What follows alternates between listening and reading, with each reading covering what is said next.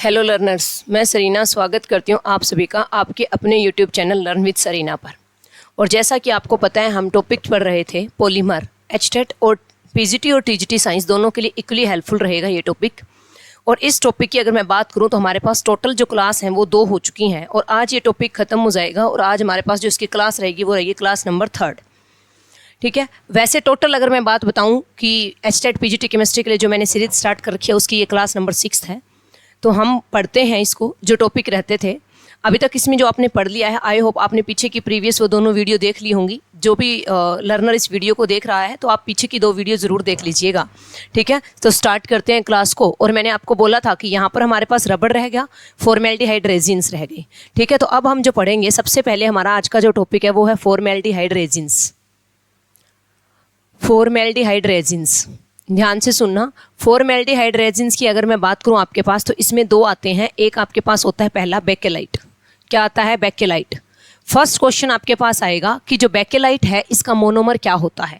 First question आपके पास क्या बनेगा कि बेकेलाइट के मोनोमर क्या है। चलो देख लेते हैं कौन बताएगा बेकेलाइट के मोनोमर। कुछ बच्चे जानते भी होंगे, कुछ सीख लेंगे। तो बेकेलाइट का मोनोमर होता है फॉर्मेल्डिहाइड एंड फिनोल। ठीक है, क्या होता है? फॉर्मेल्डिहाइड एंड फिनोल, ये होता है भाई। ठीक है, ये जो आपके पास है इसको हम बोलते हैं फॉर्मेल्डिहाइड। ठीक है, और ये आपके पास जो बना it is known as phenol. ठीक है, फॉर्मेल्डिहाइड का एक और नाम है, इसे मिथेनॉल भी बोलते हैं। क्या बोलते हैं इसे? मिथेनॉल भी बोलते हैं। तो फॉर्मेल्डिहाइड और फिनोल को मिला करके जो आपके पास पॉलीमर बनता है, ठीक है, वो आपके पास क्या होता है? बेकेलाइट होता है। और अगर मैं आपसे बात कर लूँ कि बेकेलाइट तो होता है ये, ठीक है, अगर ये फॉर्मेल्डिहाइड और फिनोल जब स्टार्टिंग में रिएक्शन करेंगे तो ये बनाएंगे ऑर्थोहाइड्रोक्सी बेंजाइल अल्कोहल और पैरा हाइड्रोक्सी बेंजाइल अल्कोहल।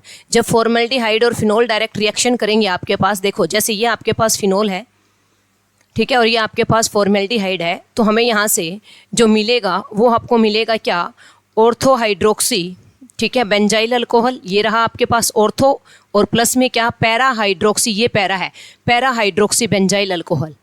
ये हमें प्राप्त होता है, स्टार्टिंग में हमें ये मिलता है। फिर जो आपके पास ऑर्थोहाइड्रोक्सी बेंजाइल अल्कोहल है, इसकी जब n यूनिट कंबाइन होती है, कितनी यूनिट कंबाइन होती है? जब इसकी n यूनिट कंबाइन होती है तो हमें एक लीनियर पॉलीमर मिलता है। वो जो लीनियर पॉलीमर होगा उसे हम बोलते हैं नोलैक। क्या बोलते हैं उसे? हम नोलैक बोलते हैं। लेकिन जब हम इसे क्रॉस लिंक्ड पॉलीमर गेट करते हैं, जब हमें ऑर्थो और पैरा को मिला करके, ठीक है, देखो जब ऑर्थो हाइड्रोक्सी, ठीक है, बेंजाइल अल्कोहल लीनियरली जुड़ेगा तो नोलैक पॉलीमर मिलेगा। लेकिन जब आपके पास ये दोनों ऑर्थो और पैरा हाइड्रोक्सी बेंजाइल अल्कोहल दोनों मिल करके जब ये जुड़ेंगे तो हमारे पास क्रॉस लिंक्ड पॉलीमर बनेगा। उसका स्ट्रक्चर मैं नहीं बना रही हूँ, ठीक है, क्योंकि वो आपसे नहीं पूछा जाएगा। क्रॉस लिंक्ड पॉलीमर बनेगा और जिसका नाम होगा क्या? बेकेलाइट। तो मैं आपको क्या कह रही हूँ कि जो बेकेलाइट होता है ये क्रॉस लिंक्ड पॉलीमर भी होता है और प्लस में ये थर्मोसेटिंग पॉलीमर भी होता है। क्या होता है? ये थर्मोसेटिंग पॉलीमर होता है। थर्मोसेटिंग पॉलीमर और क्रॉस लिंक्ड पॉलीमर क्या है ये मैं आपको प्रीवियस क्लास के अंदर डिस्कस कर चुकी हूँ, तो आई होप आप वहाँ से इन चीज़ों को देख लेंगे। ये हो गया आपके पास। अब देखिएगा, पहला था बेकेलाइट। अब इसका क्वेश्चन आता है कि बेकेलाइट के यूज़ क्या है। चलो हम यूज़ को भी देख लेते हैं कि बेकेलाइट के यूज़ क्या है। तो देखिएगा, इसका जो इम्पोर्टेंट यूज़ है कि जो बेकेलाइट होता है it is use to making utensils of handles of utensils. जो बर्तन होते हैं उनके हैंडल बनाने में काम आता है। ठीक है, तो फर्स्ट इसका यूज क्या है? हैंडल ऑफ यूटेंसिल्स, बर्तनों के हैंडल बनाने में काम आता है। दूसरा क्या है आपके पास? Electric switch. इलेक्ट्रिक स्विच बनाने के अंदर भी ये काम आता है, ये आपको ध्यान रखना है। तो आपने देखे होंगे अपना जो प्रेशर कुकर वगैरह जो होता है इनका जो हैंडल होता है उसको बनाने के अंदर काम आता है। और प्लस में ये किस में काम आता है? तो आपके पास ये काम आता है किसमें? इलेक्ट्रिक स्विच जो होता है उसको बनाने में ये काम आता है। आप सभी ने देख रखा होगा इलेक्ट्रिक स्विच। अब चलते हैं हम नेक्स्ट स्लाइड पर। और दूसरा जो आपके पास आता है दैट इज मेलामाइन फॉर्मेल्डिहाइड। क्या आता है? Melamine formaldehyde resin. Melamine formaldehyde resin, ये आपको देखना है। मेलामाइन फॉर्मेल्डिहाइड रेजिन वही है। सबसे पहला क्वेश्चन तो इसका यही बनेगा, ठीक है, कि इसके मोनोमर क्या है। पार्ट ए इसका मोनोमर क्या है? तो इसके ये मोनोमर दोनों ही होंगे। कौन? एक मेलामाइन और एक कौन? फॉर्मेल्डिहाइड। ये दोनों इसके मोनोमर होंगे। मैं स्ट्रक्चर बना रही हूँ। फॉर्मेल्डिहाइड का तो आप सबने देखा क्या था? HCHO। इसे क्या बोलते हैं? मिथेनॉल बोलते हैं। नोट करते चलेंगे, अच्छे से देखते चलेंगे। और जो आपके पास मेलामाइन होता है ये क्या होता है? तो देखिएगा मेलामाइन क्या होता है। आप एक कार्बन, एक नाइट्रोजन, एक कार्बन और नाइट्रोजन, ऐसे 6 मेंबर रिंग बनाएंगे अल्टरनेट कार्बन और नाइट्रोजन की। बना ली, फिर आप मल्टीपल, ठीक है, बॉन्ड लगा देंगे, एक छोड़ के एक डबल बॉन्ड कर देंगे। और उसके बाद जो आपको पता है नाइट्रोजन तो 3 बॉन्ड बनाता है, इसने 3 बॉन्ड कंप्लीट कर लिए। कार्बन 4 बॉन्ड बनाता है, तो कार्बन के साथ हर जगह आप क्या लगा देंगे, NH2 ग्रुप लगा देंगे। तो इसे बोलते हैं मेलामाइन। क्या बोलते हैं इसे, मेलामाइन। जब ये दोनों कंबाइन होते हैं तो हमारे पास जो पॉलीमर बनता है उसे हम बोलते हैं मेलामाइन फॉर्मेल्डिहाइड रेजिन। ये आपको ध्यान रखना है, इससे बनेगा। अब आता है कि इसके यूज क्या है, ठीक है, बी इसका यूज क्या है, तो ये अनब्रेकेबल क्रोकरी बनाने में काम आता है। किस में काम आता है, ये अनब्रेकेबल क्रोकरी बनाने में काम आता है, ये आपको ध्यान रखना है। अनब्रेकेबल क्रोकरी बनाने में काम आता है। ये भी आपके पास कैसा है, ये भी आपके पास क्रॉस लिंक्ड पॉलीमर है और थर्मोसेटिंग पॉलीमर है, ये भी आपको ध्यान रखना है। ये क्या है, cross linked and thermosetting polymer है, ये भी आपको ध्यान रखना है। समझ में आई बात। कौन सा, मेलामाइन फॉर्मेल्डिहाइड रेजिन की अगर हम बात कर लें तो ये भी आपके पास cross linked and thermosetting polymer है, ठीक है। अब देखिएगा नेक्स्ट पॉइंट की अगर हम बात करते हैं तो आपके पास आ जाता है दैट इज रबड़। तो अब हम रबड़ पढ़ेंगे, ध्यान से पढ़ते चलेंगे। सबसे पहले मैं आपको रबड़ पढ़ाऊंगी नेचुरल रबड़, फिर हम पढ़ेंगे सिंथेटिक रबड़। नेचुरल रबड़ हम सबसे पहले पढ़ने जा रहे हैं, ठीक है। तो जो नेचुरल रबड़ आपके पास होता है, natural rubber are the rubber that are obtained from the plant, ठीक है।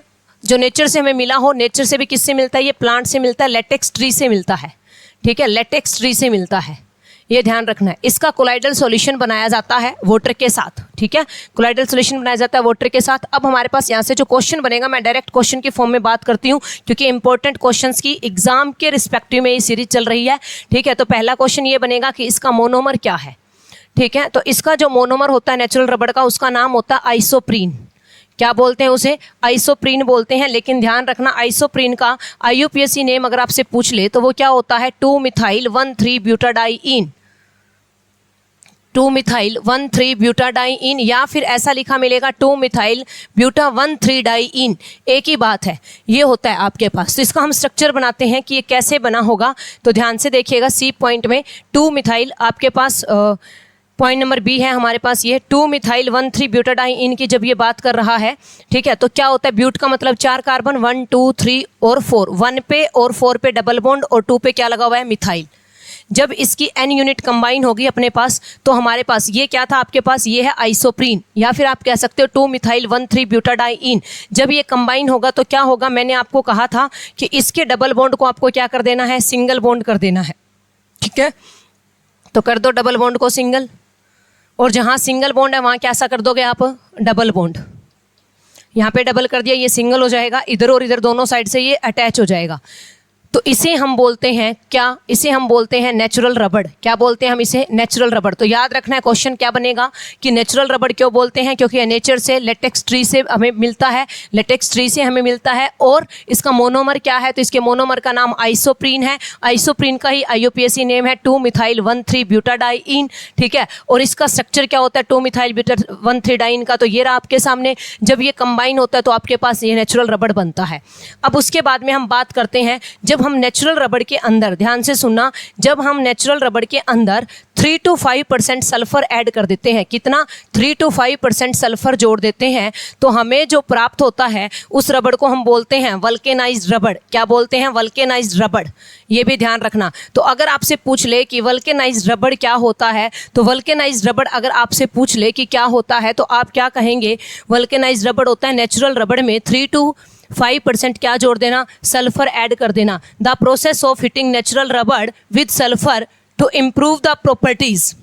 ये नेचुरल रबड़ था, इसमें 3 to 5% सल्फर ऐड करके, ठीक है, और इसको ईट करना ताकि इसकी प्रॉपर्टीज इंप्रूव हो जाए, ठीक है। तो इसको हम बोलते हैं वल्केनाइज्ड रबड़। वल्केनाइज्ड रबड़ जो होता है उसकी प्रॉपर्टीज बेटर होती है एज कंपेयर टू क्या, नेचुरल रबड़। तो समझ में आई बात। क्वेश्चन बनेगा, जब आप वल्केनाइजेशन करते हैं तो किस एलिमेंट को ऐड करते हैं, सल्फर को। कितने अमाउंट में सल्फर ऐड करते हैं, 3 to 5%। ये वल्केनाइज्ड रबड़ बन गया।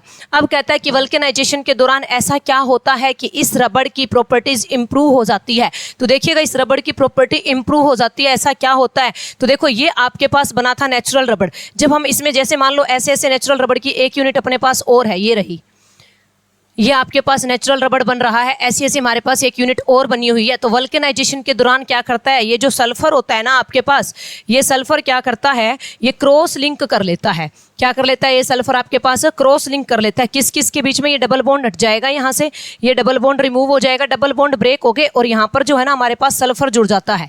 ये लो, यहाँ पे कौन जुड़ जाता है अपने पास, सल्फर। और ये सल्फर क्या कर लेता है, क्रॉस लिंकिंग कर लेता है। और इस क्रॉस लिंकिंग की वजह से हमारे पास जो नेचुरल रबड़ है, इसकी प्रॉपर्टी क्या हो जाती है, इंप्रूव हो जाती है। क्या हो जाती है, इसकी प्रॉपर्टी इंप्रूव हो जाती है। तो कहता है वल्केनाइज्ड रबड़ क्या होता है, जब हम नेचुरल रबड़ में 3 to 5% सल्फर ऐड करते हैं तो उसे वल्केनाइज्ड रबड़ कहा जाता है। ड्यूरिंग वल्केनाइजेशन, ठीक है, the sulphur forms cross links between the, ठीक है, polymers of natural rubber, therefore their properties are improved, उसकी प्रॉपर्टी इंप्रूव हो जाती है। आई होप आपको ये बात समझ में आ गई होगी। अब हम चलते हैं, ठीक है, नेक्स्ट पॉइंट पर, और वो हमारे पास आएगा। देखो एक चीज़ और सीख लो, नेचुरल रबड़ में जब 3 to 5% सल्फर ऐड करते हो तो वल्केनाइज्ड रबड़ बना, लेकिन जब हम इसके अंदर 30 to 35% सल्फर ऐड कर देते हैं ना, ठीक है, तो हमें क्या प्राप्त होता है, हमें जो प्राप्त होता है उसे हम बोलते हैं इबोनाइट। क्या बोलते हैं उसे, हम इबोनाइट बोलते हैं। ये भी ध्यान रखना, क्या बोलते हैं हम उसे, इबोनाइट कहते हैं, इसको भी ध्यान रखना। चलो चलते हैं नेक्स्ट स्लाइड पर, ठीक है। और अब हम पढ़ने वाले हैं क्या, सिंथेटिक रबड़। सिंथेटिक रबड़ में क्या क्या आता है, तो आप ध्यान से सुनिएगा। सिंथेटिक रबड़ में हम 3 पढ़ेंगे बच्चों, ठीक है, लेकिन जो इंपॉर्टेंट है, अगर सिंथेटिक रबड़ का दूसरा नाम पूछ ले तो नियोप्रीन। क्या कहोगे आप, नियोप्रीन। ये सिंथेटिक रबड़ है आपके पास, नियोप्रीन की बात हो रही है। अब पहला ही क्वेश्चन कि नियोप्रीन का मोनोमर क्या होता है, तो इसका जो मोनोमर है वो होता है क्लोरोप्रीन। क्या मोनोमर होता है इसका, क्लोरोप्रीन। क्लोरोप्रीन, प्रीवियस क्लास में मैंने क्वेश्चन करवाए थे, आपने देखे। क्लोरोप्रीन का IUPAC नेम क्या होता है, 2-क्लोरो-1,3-ब्यूटाडाइईन। ये होता है। जैसे नेचुरल रबड़ में क्लोरो की जगह क्या था, मिथाइल था, यहाँ पर क्लोरीन आ जाएगा, 2-क्लोरो-1,3-ब्यूटाडाइईन। अगर हम इसका स्ट्रक्चर बनाएं तो देखो क्या होगा, ब्यूटाडाइईन है तो हम 4 कार्बन लेंगे, 2 के ऊपर क्लोरीन ले लेंगे और ये हाइड्रोजन हम कंप्लीट कर देंगे, ठीक है। ये इसके जब हम N यूनिट कंबाइन करेंगे आपके पास में, ठीक है, तो आपके पास ये क्या था, ये था क्लोरोप्रीन। क्या था ये, क्लोरोप्रीन। जब हम इसकी पॉलीमराइजेशन करवा देते हैं तो मैंने आपको कहा डबल बॉन्ड क्या हो जाएगा, सिंगल हो जाएगा, क्लोरीन CH2, ठीक है। और ये आपके पास जो बना, इसे हम क्या बोलेंगे, तो इसे हम बोलेंगे क्या, नियोप्रीन। क्या बोलेंगे, इसे हम नियोप्रीन बोलेंगे। तो ये आपके पास सिंथेटिक रबड़ है। थोड़ा सा फर्क है, नेचुरल रबड़ में क्लोरीन की जगह मिथाइल था और सिंथेटिक रबड़ में मिथाइल की जगह कौन है, क्लोरीन है। ये ध्यान रखना है। इसके अलावा अगर हम बात कर लें कि आपके पास जो रबड़ होता है, 2 सिंथेटिक रबड़ होते हैं, वो कौन होते हैं, बुना S एंड बुना N। ये दोनों यहाँ कंपेरिजन कर लेंगे हम। एक साइड लिखेंगे बुना S और एक साइड हम लिख लेंगे बुना N। देखो BU स्टैंड फॉर 1,3-ब्यूटाडाइईन, तो इसका मोनोमर क्या है, एक 1,3-ब्यूटाडाइईन। प्लस में S स्टैंड्स फॉर स्टाइरीन, किसके लिए स्टैंड करता है ये, स्टाइरीन के लिए। और Na स्टैंड्स फॉर सोडियम, कि जब हम इसका पॉलीमराइजेशन कराएंगे तो आप किसका यूज करेंगे, सोडियम का। तो BU किसके लिए स्टैंड कर रहा है, 1,3-ब्यूटाडाइईन के लिए, S स्टाइरीन के लिए और Na जो है वो सोडियम के लिए। अब इसी तरह से यहाँ पे Va किसके लिए है, तो 1,3-ब्यूटाडाइईन, प्लस में N किसके लिए है, अक्राइलोनाइट्रिल। इसके बारे में बात कर चुके हैं हम प्रीवियस क्लास में, जिसको अपने ओरलोन बोला था, ठीक है। और यहाँ पर हम क्या लेंगे, सोडियम। इसकी प्रेजेंस में जो बनता है, ये जो बनेगा इट इज़ नोन एज बुना N, और ये जो आपके पास बनेगा ये क्या बनेगा, बुना S। ये भी आपके पास क्या है, एक दोनों सिंथेटिक रबड़ है। क्या है, ये दोनों भी आपके पास में सिंथेटिक रबड़ है जो आपको ध्यान रखने हैं। इसके स्ट्रक्चर 1,3-ब्यूटाडाइईन का मैंने आपको अभी भी बताया, फिर भी लिख देती हूँ। क्या होगा देखना, ये हो गया। और स्टाइरीन क्या था, C6H5CH double bond CH2, previous video में अच्छे से समझा चुकी हूँ। यहाँ पे 1,3-ब्यूटाडाइल, अक्राइलोनाइट्रिल क्या था, विनाइल साइनाइड, अगर आपको याद हो तो। ये आपके पास जो इनसे जो बनता है उसे हम बोलेंगे बुना N, और इससे जो बनेगा उसे हम बोलेंगे क्या, आपके पास में बुना S। तो ये आपके पास 4 रबड़ थे जो हमारे रह गए थे, जो मैंने आपको काम करवा दिया। इन दोनों को स्टाइरीन, इसको स्टाइरीन ब्यूटाडाइईन रबड़ भी बोल देते हैं। मैं क्या कह रही हूँ, इसका दूसरा नाम क्या है, इसे स्टाइरीन ब्यूटाडाइईन रबड़ भी बोल देते हैं, ब्यूटाडाइईन रबड़ भी बोल देते हैं। और जिसकी फुल फॉर्म अगर मैं कहूँ तो आप कहेंगे SBR, ये बोल देते हैं इसे। और इसे नाइट्रिल रबड़ बोल देते हैं। क्या बोल देते हैं इसे, नाइट्रिल रबड़। तो ये भी ध्यान रखना, कंफ्यूज होने की ज़रूरत है नहीं, ठीक है, क्या बोल देते हैं इसे, नाइट्रिल रबड़ बोल देते हैं। अब ये होमोपॉलीमर है या कोपॉलीमर है, आई होप आप इतने टाइम से देख रहे हैं तो आपको ये चीज़ें तो समझ में ही आ गई होंगी कि ये आपके पास कोपॉलीमर है। तो ये आपके पास बात थी। अब हमें जो देखना है वो हमें देखना है बायोडिग्रेडेबल पॉलीमर्स। ठीक है, क्या देखने हैं, बायोडिग्रेडेबल पॉलीमर्स। तो अब हम नेक्स्ट स्लाइड पे लिए चलते हैं और हम पढ़ेंगे क्या, बायोडिग्रेडेबल पॉलीमर्स।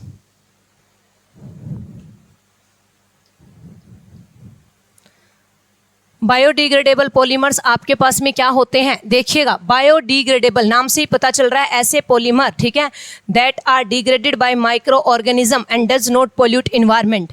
ऐसे ऑर्गेनिज्म, ऐसे पॉलीमर, ऐसे प्लास्टिक जो माइक्रो ऑर्गेनिजम्स की हेल्प से डिग्रेड हो सकें और जो इन्वायरमेंट को नुकसान ना पहुंचाए, इन्वायरमेंट को पोल्यूट ना करे, उन पॉलीमर्स को हम बायोडिग्रेडेबल पॉलीमर बोलते हैं। तो जी क्वेश्चन कैसा आएगा इससे, तो देखो आपको 4 ऑप्शन गिवन मिलेंगे, कहेंगे which one of the following is a biodegradable polymer, या फिर कहेगा which one of the following is not a biodegradable polymer, ये आपको कह देगा। तो जब ऐसा कह देगा तो इसके लिए आपको क्या करना है, इसके लिए आपको जो है पता होना चाहिए कि कौन कौन से बायोडिग्रेडेबल पॉलीमर्स हैं। तो अब मैं आपके सामने अलग अलग टाइप के बायोडिग्रेडेबल पॉलीमर्स लिख रही हूँ, ठीक है, और वो पॉलीमर आपके पास जो होंगे वो कौन कौन से होंगे, तो आप लिख लेंगे PHB, ठीक है, पहला पॉलीमर होगा PHB, polyhydroxy butyrate, polyhydroxy butyrate. फिर होगा आपके पास PLA, पॉलीलैक्टिक एसिड, PLA, और आपके पास क्या होगा, पॉलीलैक्टिक एसिड। फिर आपके पास होगा PHBV, ठीक है, इसकी फुल फॉर्म पूछी जा सकती है, पॉली बीटा हाइड्रोक्सी कोब्यूटाइरेट। ठीक है, क्या कहा मैंने आपके सामने, पॉली बीटा हाइड्रोक्सी कोब्यूटाइरेट, को beta hydroxy valerate, beta hydroxy valerate.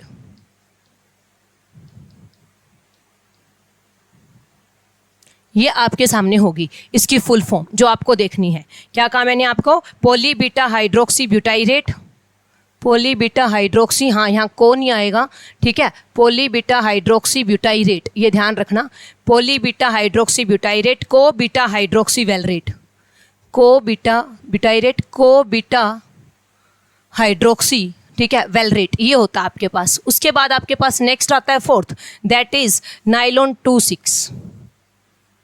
कौन आता है आपके पास में, नाइलॉन 26, ये भी आपको ध्यान रखना है, नाइलॉन 26 आता है। उसके बाद आपके पास जो आएगा वो आपको मैंने बता ही दिया, अब आएगा PCL, पॉलीकैप्रोलैक्टोन, ठीक है, PCL पॉलीकैप्रोलैक्टोन, ये ध्यान रखना है आपको, ठीक है। तो 5th कर लेते हैं, PCL पॉलीकैप्रोलैक्टोन, लैक्टम नहीं है, लैक्टोन, पॉलीकैप्रोलैक्टोन, ये आपके पास बायोडिग्रेडेबल पॉलीमर है। अब अगर इनमें से ज़्यादा पूछेगा आपसे तो वो पूछेगा PHBV और नाइलॉन 26 को। तो PHBV की फुल फॉर्म तो मैं करवा चुकी, अब आपका यहाँ से इससे क्वेश्चन पूछेगा कि इसका मोनोमर क्या है। तो देखो PHBV के मोनोमर पूछेगा अब आपसे, ठीक है, कि PHBV का मोनोमर क्या है, ये क्वेश्चन आपसे बन सकता है। तो इसके मोनोमर है 3 hydroxy butanoic acid, 3 hydroxy pentanoic acid. क्या कहा मैंने, 3 hydroxy butanoic acid,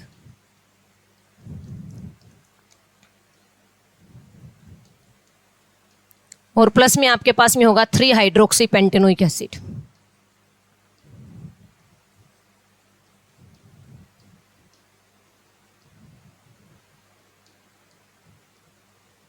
three hydroxy pentanoic acid, ये आपको ध्यान में रखना है, 3 hydroxy butanoic acid, 3 hydroxy pentanoic acid, ये आपके पास होगा। इसका मोनोमर स्ट्रक्चर आप बना ही सकते हैं, ठीक है। उसके बाद आता है कि नाइलॉन 26 के मोनोमर क्या होंगे, ये ध्यान रखना।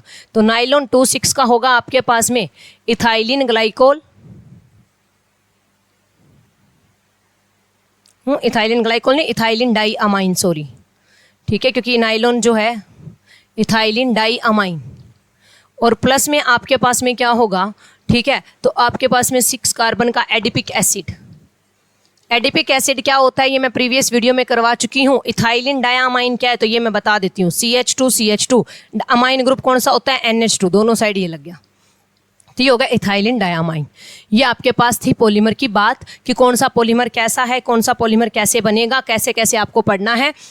तो आपने इतनी ही बात सीखी, यही टॉपिक आपका इसमें रहता था। इसमें एक टॉपिक होता है मॉलिक्यूलर वेट का, लेकिन वो बहुत कम पूछा जाता है, इसलिए वो हम यहाँ नहीं कर रहे हैं, ठीक है। तो आपके एग्जाम के रिलेटेड देख रहे हैं तो आपके पास ये सारी चीज़ें जो है इससे इतना ही पूछा जाएगा जो कंप्लीट हो गया, ठीक है। तो आई होप आपको इतनी क्लास अच्छे से समझ में आ गई होगी, ठीक है। अगर आपसे मॉलिक्यूलर मासेज ऑफ पॉलीमर्स का एक टॉपिक होता है, जो पॉलीमर होता है उसका जो मॉलिक्यूलर मास होता है वो हम हमेशा एवरेज मॉलिक्यूलर मास निकालते हैं।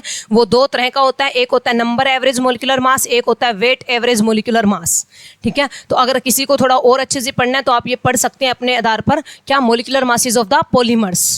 मैंने क्या कहा, जो पॉलीमर होते हैं उनका हम हमेशा एवरेज मॉलिक्यूलर मास निकालते हैं। दो तरह का होता है, MN bar number average molecular mass, MW weight average molecular mass. ये कैलकुलेट करने का तरीका होता है, ठीक है। लेकिन अगर मैं NCERT पॉइंट ऑफ व्यू से बात करूँ तो आपके पास इतना बनता है। और आपके जो टीचिंग एग्जाम्स होते हैं मतलब PGT और TGT, उसके अंदर जो है इसका इतना ही पोर्शन आपसे पूछा जाता है। ज़्यादातर यहीं से ही मैंने क्वेश्चन देखे, इसलिए मैंने यहाँ करवाए। लेकिन फिर भी मैं आपको फिर से कह रही हूँ, स्टिल अगर आपकी इच्छा है तो आप वो टॉपिक अपने बेस पर भी पढ़ सकते हैं। बहुत आसान है, आपको समझ में आ जाएगा। Thank you so much. मिलेंगे नेक्स्ट लेक्चर में नए टॉपिक के साथ।